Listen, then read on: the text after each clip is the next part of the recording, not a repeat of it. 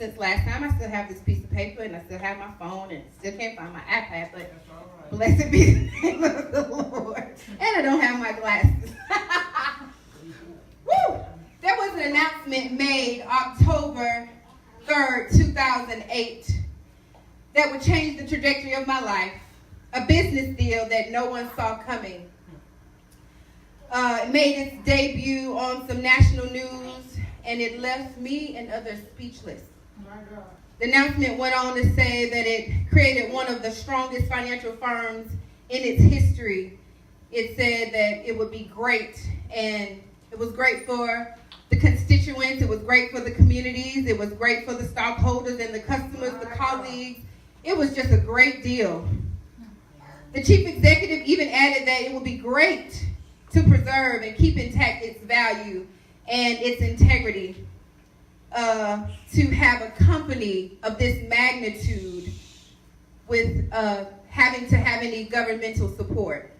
This was during the time that the government was bailing out the banks, if anybody recalls. Yeah.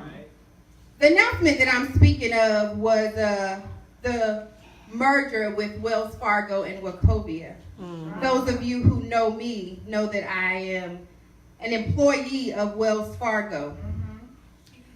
See, I was a part of this big merger, and when I told you they made the announcement, they said it would be great for everybody, colleagues, customers, the community. Yeah. But you didn't hear me say it would be good for the employees, did you? There were so many employees displaced, so many people left without homes, without security, without anywhere to fathom they were going to go, and it all happened so fast. This was October of 2008. So there I was contemplating what I was going to do with life. I made plans to start another career. I could do this, right? I'm in my home city where I grew up. My family is there, so I could just move in with my mother, which I did. Me and my family moved in with my mother to save money. Yeah. I sought out programs because I was going into dentistry. I was going to be a dental hygienist until I could go into dentistry and become a dentist. I was young. This was 10, 11 years ago. Starting over wasn't that bad then. But one day, I had this plan, y'all. The plan was, it seemed like it had no holes in it. It was going to work, and it ain't have no issue. No issue. But one day I went to work, and this lady said, "You ever thought about considering moving?" My God. Oh, lady. No, I have not. You see, that was a God moment. Yes. You ever had a God moment where you just knew it was God because ain't no way in your mind you could think that would happen. There's no way in your mind she could have been talking to me that day. There's no way in her mind that she thought I was going to agree. Wow. It was a God moment. And I listened. My God. I listened, and at the time, you guys know my story. I was married. I went home, and I just threw it out there. Just threw it out there. Hey, how about we move to Texas? At the time, I didn't know that they weren't giving out jobs. They were simply telling us the options, and you still had to apply and interview and be accepted. It's not like they just gave me a job. There were things that I still had to do. And I was like, God, you sure this you? Because ain't no way this sound right. I wasn't born in Florida, but I made my transition to Florida after being a very young child. So it's all I knew. My entire family was there. My church was there. I had served faithfully in every ministry that needed help. I was a part of the ministers' wives, the young ministers' wives. We had our own pew. They knew not to sit in our seat. They knew that we would be available. They knew that they could count on us when they needed something to be done. Why in the world would I move 1,100 miles away to a place I had never seen, I ain't never heard of? I know Austin is the capital of Texas, but who cares when you live in Florida? Then after all of this, I had to endure the murmurs, the talking. You know, people say, oh, wow, what you gonna do? I don't know what you think we should do. I don't know. I didn't have an answer. So I had to endure the murmurs. I had to endure the inner me, the murmuring in my own head, like, wait a minute. So I put in the application, got an interview. You know how that whole thing goes. And they had the audacity to say yes. Yes, God. They gave me a date to move, and here I am. However, I had never been here before. My God. Ever.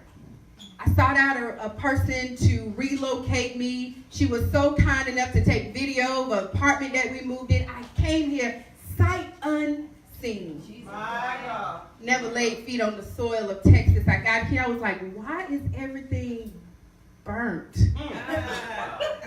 Why does it look like this? Had I come, I might have said no. Send me to Vegas, Jesus. It's all right. I had my own identity where I was. Yes. I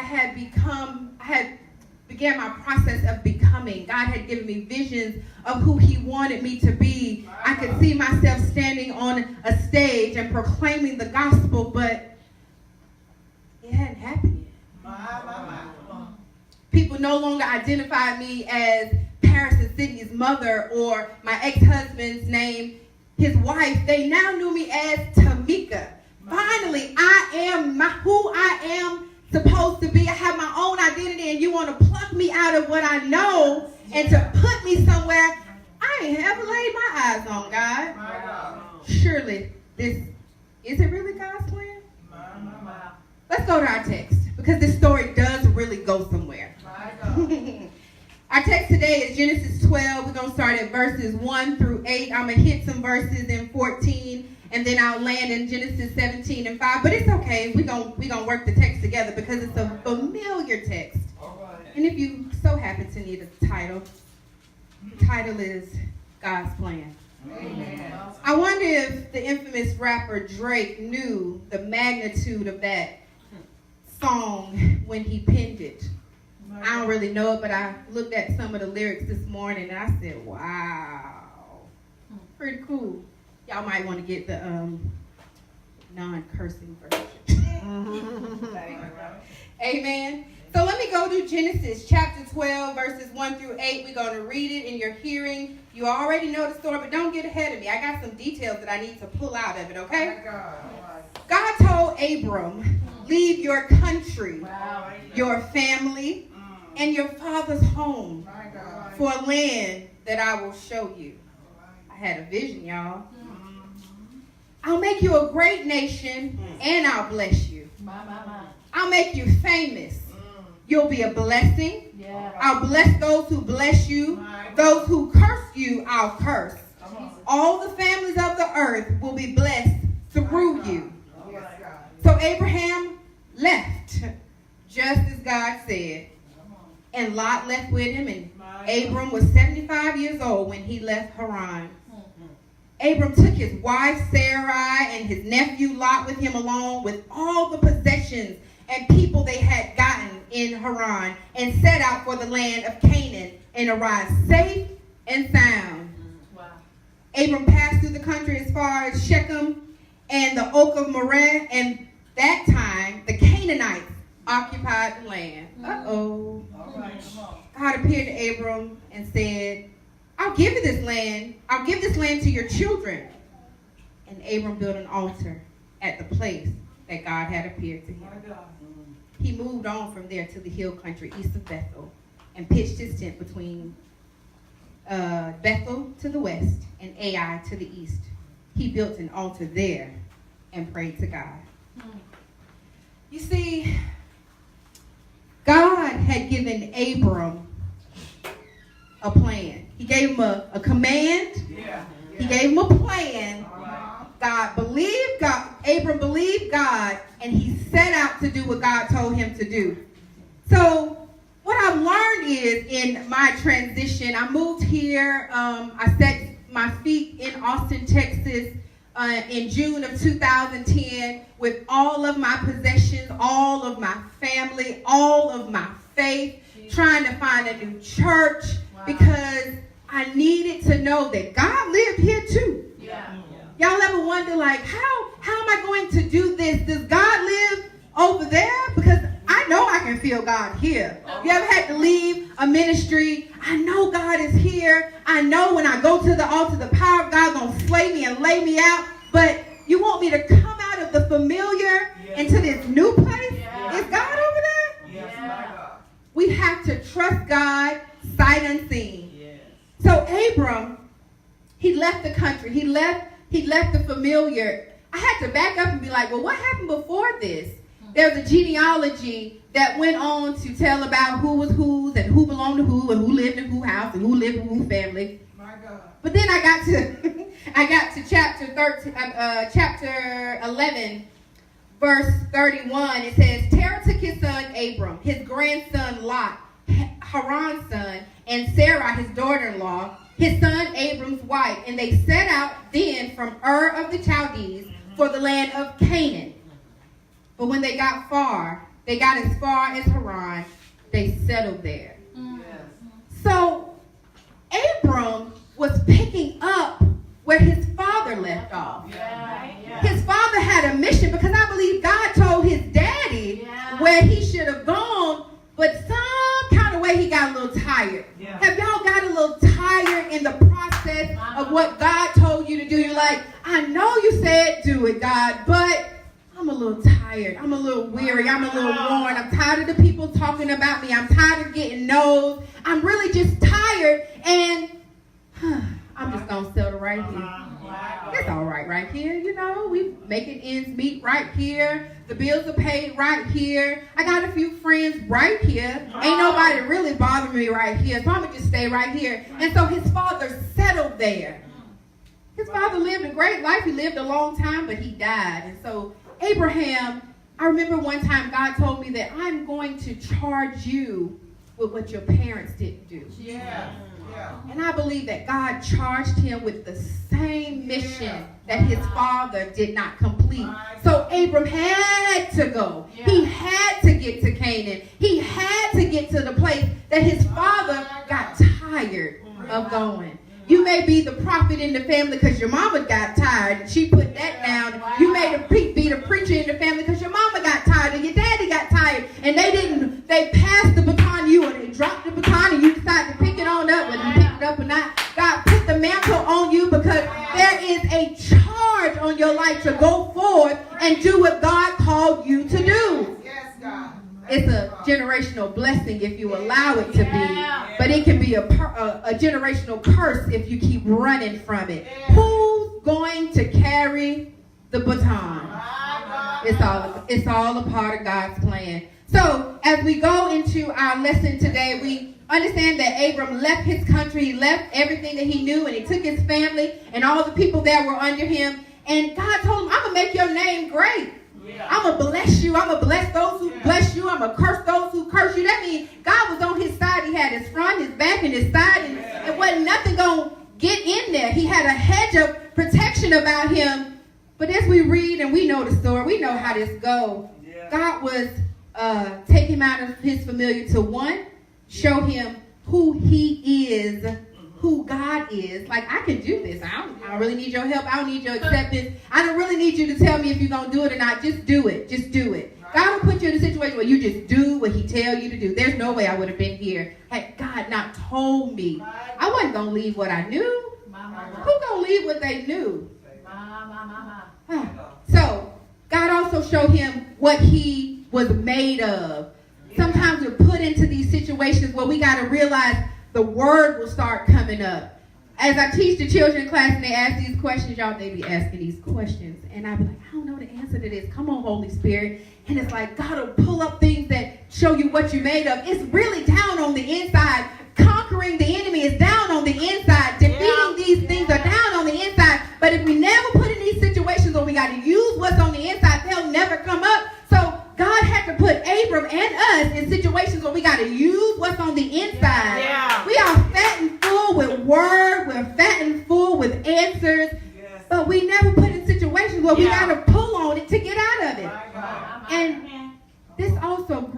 takes faith. My God. See, when you're home with your mama and your daddy, you ain't really got to work no faith. When we in a nice, comfy church where we know the usher, we know the program, we know how service is going to run. You know, pastor going to preach, you're going to lay the people out, we're going to put the cloth over them, we're going to pat them a little bit, they're going to get up, we're going to get in our car, we're going to go home, we're going to eat some chicken, and we're going to do it all again next week. We know how that works. We are so comfortable in that. But when God pulls us out of our familiar and tells us, oh, yeah, now I need you to preach. Now I need you to go witness. Now I need you to evangelize. Now I need you to pull on what you got on the inside and deliver the word of the Lord. Wait a minute, I got to have some faith for that. So it'll grow your faith. Yeah. So Abraham, I can't tell y'all Abraham was perfect. We all know the story. We know he made some mistakes willingly and unwillingly. He did some things that he thought he could do. Abraham believed his own hype in some situations and thought he was the man, but he was a man of great faith. So let me go down. And so Abraham left, and God, as God told him, he took the people with him. And so let me go down to verse 6. If you will, go with me to verse 6. And Abraham took his wife Sarah's nephew Lot with him along the way, possessions and people they had gotten in Haran, and set out for the land of Canaan, and arrived safe and sound. Abram passed through the country as far as Shechem and the oak of Moreh. At that time, the Canaanites, it was some people there. They occupied the land. Wait a minute. You said go to Canaan. You said I was going to be great there. You was going to have these people and everything was going to be taken care of. But wait a minute. You ain't tell me it was going to be people there. You didn't tell me they were going to hate me there. You didn't tell me they were going to despise me there. You said that I could get the job, apply for the job, but you didn't tell me people was going to hate me on the job. You told me about this business plan, but you didn't really tell me that all the work I had to put into it, you didn't tell me it was going to fail. You didn't tell me how to use my own money. You didn't tell me the struggle. You didn't tell me all of this. You just told me to go. You told me to do it. But there were people in the land. But you know what? In the midst of the turmoil, in the midst of the people, I believe that Abram got there and he probably had the same questions we got. God, what are we going to do now? Listen, what you want me to do with these people? You told me to go. You didn't tell me what to do with these people. But guess what? God came in the nick of time. It says that God appeared to Abram. God appeared to Abram. It's the same God that told Abram to go. The same God that gave him the directive to do something is the same God that appeared to him and say, baby, it's okay. I got you. Remember I told you I would bless those who bless you, and I'm going to curse those who curse you, and all of the nations of the earth will be blessed through you. It's okay that the people are there. It's okay they don't like you. It's okay that you got the bad diagnosis. It's okay that you're in a little pain. It's okay that your feelings hurt, because I am with you. It's okay because I'm with you. And so God appeared to him. And so when God appeared to him, he said, I'll give all this to you and your children. All this, it belongs to you. And what did Abraham do? Abraham said, you know what? You a bad God. I'm going to build an altar right here. I know what to do right here. I know how to get through all of this. I knew how to get through the divorce. I knew how to get through the foreclosure. I knew how to get through the lies. I knew how to get through the scandal. I know what to do. I know to build an altar. Right about here. I'm going to build an altar right here, right in the midst of my pain, right in the midst of my discomfort. I'm going to kneel down and give God what he's due. I'm going to worship the God that gave me the promise. I'm going to worship the God that brought me through this far. Because if I worship through this, he'll get me to my next place. So Abram decided to build an altar. We are so afraid we don't build altars no more. We call friends. We post on Facebook. We post on Snapchat. We write in our journals. We walk around with our head hung low and hoping somebody asks us what's wrong. We don't build altars no more. We don't go in prayer closets. We don't come early for prayer. We don't participate in praise and worship. we just sit there and wonder, well, what we going to do now? My So God. Abram, he built an altar. And God appeared. I dare you. The next time you have opposition, the next time you get to your build an altar. Ask God what we gonna do now. Seek the Lord on the issue. We're so busy trying to inquire of others who don't have no answers. They don't know. They don't know. Ask God, what we gonna do? I'm gonna build an altar and I'm gonna worship. I'm gonna worship through this mess. I'm gonna worship through this misunderstanding. Because if I worship, we get our strength in worship. We get answers in worship. We get healing in worship. We overcome in worship. Why not ask the person who has all the answers? He is the answer. God will appear. God reminded Abram of the promise. God reminded Abram that I'm going to do it for you. I don't know who you thought I was or what the people said or who you got to before me. I don't know what your wife said or Lot said or all your little henchmen. I don't know what they said, but I'm God. And there's absolutely nothing. I don't care who inhabit the land. I don't care who said no. I don't care what the diagnosis disclosed. I don't care how many oppositions you have. I am God. God appeared when Abram built the altar. Yes, oh God. Hallelujah. Thank you, God. I dare you to build your altars. Thank you, God. Hallelujah. So let's go to verse. That was hallelujah. As we go through this story, we find out that Abram, the imperfect Abram, as we are, I don't know if y'all realize, I think I realized a long time ago that Tamica isn't perfect. No matter how good I try to be, no matter how honest I am, no matter how nice I am, I'm imperfect. I am a wretch undone. My good is as filthy rags. I can't be perfect. And so, some kind of way, Abram, he got that thing quick. Abram went on. His wife was so beautiful. He went into the land, lied. I don't know, y'all ever lied? I'm sorry. He lied. Got kicked out. How you get kicked out of a whole country? Listen. But guess what he did? He remembered the last time when he went into Canaan and they occupied the land. And the Bible says he went back to that altar. He went back to the place where he sacrificed. He went back to the place that he knew. Abram said, you know, I got to go back because I knew there was an answer there at that altar. So Abram went back to the altar. Lord, they done kicked me out. Lord, they told me no. Lord, they hurt my feelings. Lord, what we gonna do now? I got all these people looking to me for answers, and I don't have not a damn one. I need you to get me out of this. So Abram went back. He went back, and he made an altar there. It's something about these altars. Our pastor's been preaching on sacrifice, how God covers us. He covers us, and he continues to cover. And she talked about how because of our sacrifice, we live this way. Our lives are living sacrifices.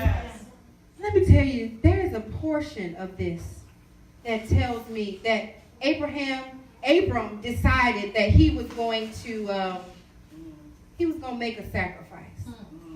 Because he said, you know what, after he built an altar, God encouraged him again. I don't know about y'all, but when I go to my altar, God will encourage me again. I love you, baby. It's okay. You made a mistake. It's all right. If they said no, it's okay. I called you to be great. I told you I'm going to allow people to be blessed through you. I put the word of the Lord in your mouth and in your belly. And I'm going to cause people to be saved. I'm going to cause lives to be changed. I don't know what God tells you, but he encourages me even after I made a mistake. So Abram said, well, God, I don't really know how you're going to do all that. That sounds really, really good. It sounds real good. And he said, but I can't. I believe you, but what I got to do? What is it that I need to do to attain all this? And so if we go to chapter 14, think it's verse 9.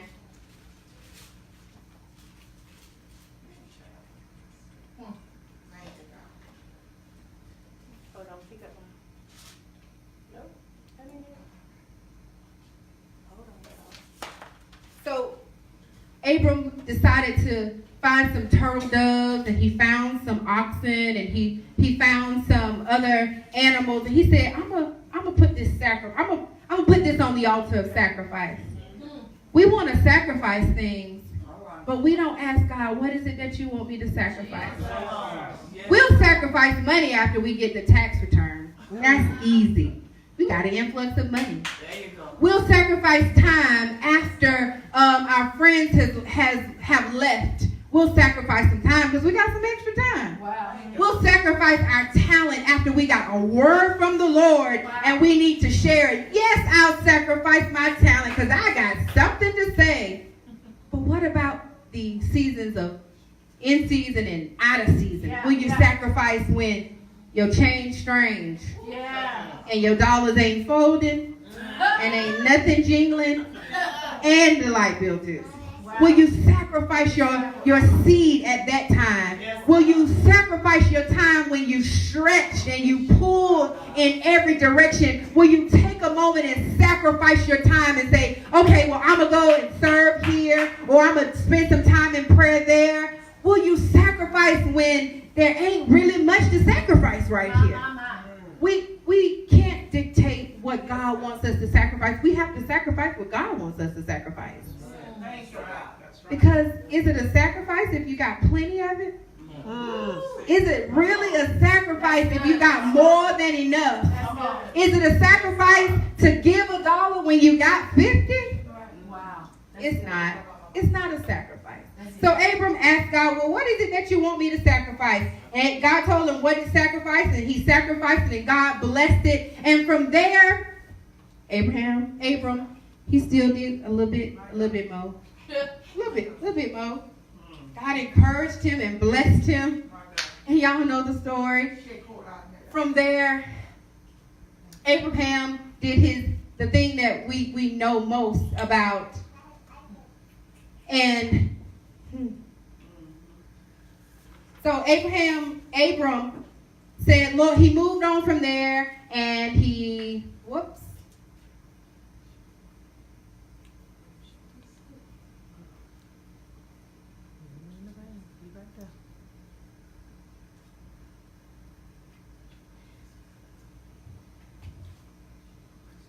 after that, God reminded him, I still love you. Thank you, God. Thanks, God. I still believe in you. Yes, God. I still trust you. Thank you, God. I still want you. My God. You're still a part of my team. Thank you, Jesus. You're still going to be great. My God. I'm going to still make you famous. My. And God told him to look up. Yes, Because Abraham committed a sin my God. that you and I, My God. we wouldn't forgive. We've seen scandal and scandal and scandal like none other. My God. Abram said, yeah, I trust you, and I built my altar and I gave my sacrifice, but how you going to do this? So Abram, he believed his own hype. Yeah. And he said, you know what? I'm going to make my own son. I'm going to create a way that all this can happen. Let me help God. Because if I help God, then I can have these descendants. Jesus. And so Abram let his wife, they brought in a concubine. You know the story. We have Ishmael, and God said, that ain't what I was talking about. That's not what I was talking about. I wasn't telling you to help me out. I was telling you to trust me. Trust God. I wasn't telling you to put your 2 cents in. I was telling you to add in the cent that I gave you. Yes, I gave you God. everything you needed. Yes, oh God. And you ever been to the point that God had to keep reminding you of the thing that he reminded you the last time? Wow. You believed it last time, but he had to keep reminding you of the thing that he needed to keep reminding you of. Yes. And so God had to remind him, even in his sin. I'm still going to make your name great. Yeah. From the time that Abram got the promise, he was 75 years old. And the time that his son, his biological son, it was a span of 24 years. Wow. Will you wait for 24 years for your promise? Can you wait for God to do what he gonna do? Sometimes we won't wait for 24 minutes. We won't wait for 24 days. We can't even fast for 24 days, 21 days for a breakthrough. Abram, now don't get me wrong, he did some things and he tried to help God, but God still came through. That's the loving God that we have. He's not slack on his promises. What he said, he's able to perform. And God showed him, I am still God. In the midst of your mistakes, in the midst of your issues, in the midst of your problems, I'm still going to do exceedingly and abundantly above all that I can ask, think, or imagine. I'm going to do it for you because I love you. So we know that he made a lot of mistakes. Yes, oh But he was a man of great faith. Yes, oh God. He knew to go back to the altar. He knew to get back on his knees in worship. And I dare you to get in your mind what you need to go back to the altar for God to reignite in your life. For God to repurpose in your life. For God to relaunch in your life. I dare you to get back on the altar and sacrifice whatever it is that you have to sacrifice so that you can show God, I really want it this time. I really want you to do it this time. I really mean it this time. I know last time I said I really mean it, but this time, this 7th time, this 4th time, this 12th time, this 100th time, I really mean it. And God is so loving. He's so forgiving. We know that Isaac was born and became the promise. And we know that God blessed him and God favored him and his family and his wife. And he wiped his slate clean. And here we are with the seed. Where we happen to be the seed. Not only did God bless him with the promised child, but he changed his name. God changed his name. He said, I love you so much.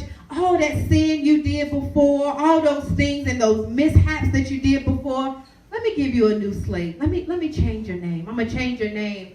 I don't know about y'all, but last year this time, had I not come to Texas, I told you I've been here for almost, how long I've been here? Good little while. Since 2010. And who I was in Florida is not who I am in Texas.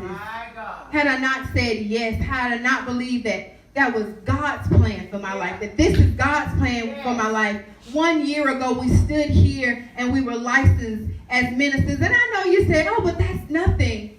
But God, he changed my name. And who I was in Florida is different from who I am today. He said, I need to put a little more weight on your words. I know you could hear me before, but I need to make your ear a little bit clearer. So I'm going to put some weight on what you say. I'm going to put some weight on your ministry, and I'm going to put some weight on your prayer life. I'm going to add some anointing to you. You may not have changed your name to a title, but you may have changed your name in prayer. God may have changed your prayer life, and he may have changed your faith, and he may change your walk. You used to walk one way and think one way and think some things are okay in one season, and then he put some weight on you and he mantled you with another gift, and he stirred up something else on the inside of you. And so where you could do one thing, he made you multi-dimensional, and so now your name has been changed. Thank you, Lord. A year ago, God changed my name. He changed my mission. He changed who he called me to be. And some of you in this same sanctuary, he changed your name too. Thank you, Jesus. He changed you from your used to be into who you are now. He changed you and from what they thought that they knew of you into who you are now. He changed you from Mrs. to Miss. And it was a good old change. And we give God the praise. He changed us. And he's continuing to change us. There's one thing I do know for sure. That we've not arrived. We are becoming who God has created us to be. we're ever becoming. And if we allow God to evolve us, he can continue to shape us and make us and mold us. So we can't get so hung up on what we did. We can't get so hung up on who we used to be. We can't get so hung up on missing the mark that we miss the mark again and we miss the mark again. We have to realize and forgive ourselves and have great faith that God still loves us in spite of, that God still wants to use us in spite of. Abraham knew. He said, you know what? I'm going to go back to what I know. I'm going to go back to my altar. I'm going to go back to my prayer closet. I'm going to go back where I got the first promise and ask God to remind me again. What was that prophecy again? Sometimes I read, people give you prophetic words and then you write them down. Sometimes you got to be reminded of what God told you were going to be. Sometimes you got to go in your resume and be reminded of God, what God brought you out of. Sometimes you got to realize and go back into your mental Rolodex and remember who you was and how he brought you, how he changed your name. How he did it on the altar of sacrifice. Thank you, oh God. How when you sacrifice yourself, God created you to be more. He created you to be better. He created you to be greater. Not for you. Not for me. I can't say God did it for me because I asked God to be ordinary, just regular. The people who come in church just on Sunday, they come late and they leave early. Y'all know the people who maybe come on Christmas, Mother's Day, and Easter, and may come to Family Appreciation Day if you beg them enough. I want to be just one of them regular people, normal people. But God was like, yeah, okay, that sounds really, really good. I'm sorry, that's not who I created you to be. So I have to remind myself, I have to go and read. I dare you to read the prophetic word over your life. I dare you to go and write down and what God told you were going to accomplish. Reignite. Let the fire on the inside of you relight, so that you can go forth, so we don't end this year on a sour note, so that we are just as excited at the end of the quarter as we were at the beginning of the quarter. Because we have to realize that God is rooting for us. We got a lot of naysayers, but God is rooting for us. Close your ears from the people talking about you. God is rooting for us. God wants us to succeed. He wants us to win. He wants us to go forth. He wants us to be launched. He wants us to supersede our understanding. He wants to break forth what we think we can do. He wants to advance the kingdom. He wants to do it, and he wants to do it through you. So reignite who God has called you to be. God says, if you get on your knees, get in your prayer closet. That thing I said I'm going to do, I'm still going to do it.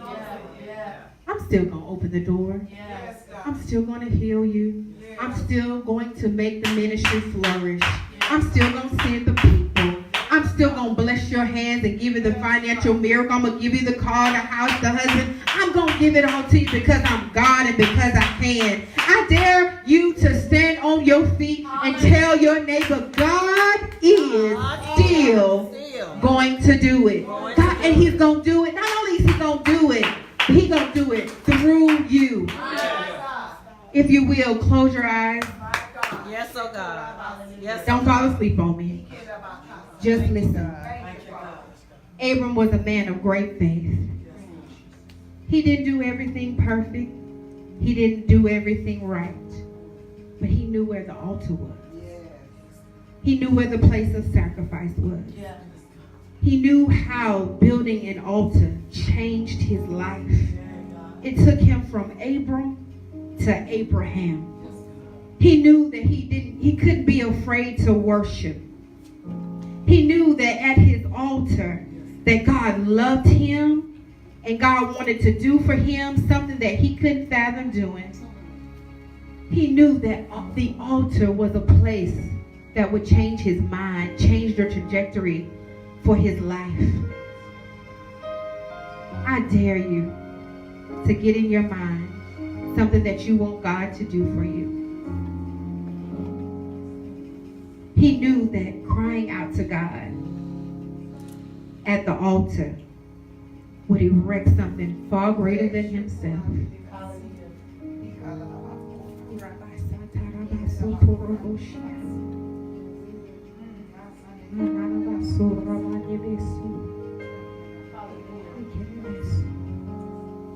Just giving you a moment.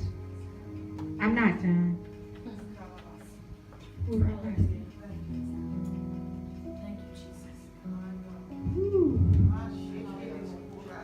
There's some things that God wants us to sacrifice today.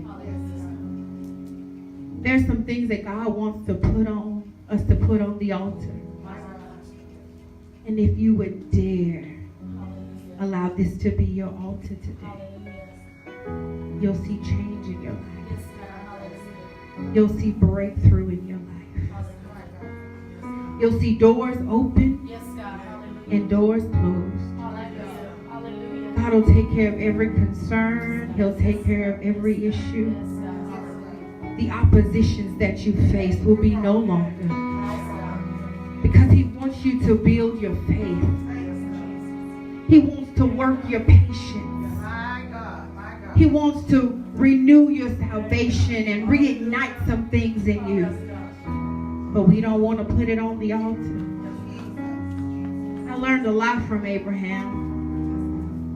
I learned that you can have a promise and a problem all at the same time. I learned that God will give you the outline, but all the details, they're yet to be unfolded.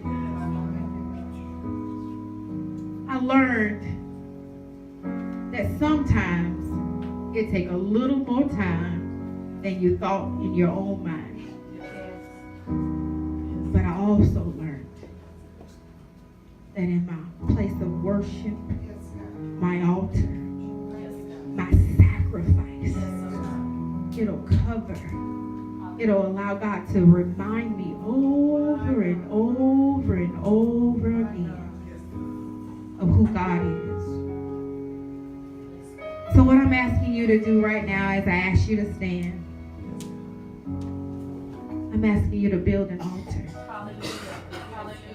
Build an altar. Yes, God. Yes, God. Hallelujah. Don't be too afraid to build an altar. Hallelujah. Don't be embarrassed to build your altar. Yes, God. Yes, God. Building your altar may look like laying prostrate on the floor. Yes, God. Building your altar may look like being kneeled in your seat. Building your altar may look like sitting with your head and your hands up in the air. Don't miss your opportunity. God loves us. And if we don't learn anything from today, realize that in your own self and in your own mind and in your own thinking and in your own imagination, that there's really some things, if you think back, there's really some things that God wants to do through you. There's some promises that God has given you. There's some things that you prophesied over your own self in the beginning of this year that have yet to come to pass, and you put dirt on it. You've buried it. I dare you to uncover the promises, uncover the proclamation, uncover the prophecies, and put them on the altar. Remind God, you said. Because that's what our sacrifice does. It's a reminder, God, I'm giving this to you because you said. I'm doing this because you said. I'm standing before you for your people because you said. Remind yourselves of the things that God told you he was going to do to you. Reignite them. Light the fire under them so that you can go forth. If there's anyone under the sound of my voice that would like to come to the altar and allow prayer to go forth, you say, Abraham's had some really, really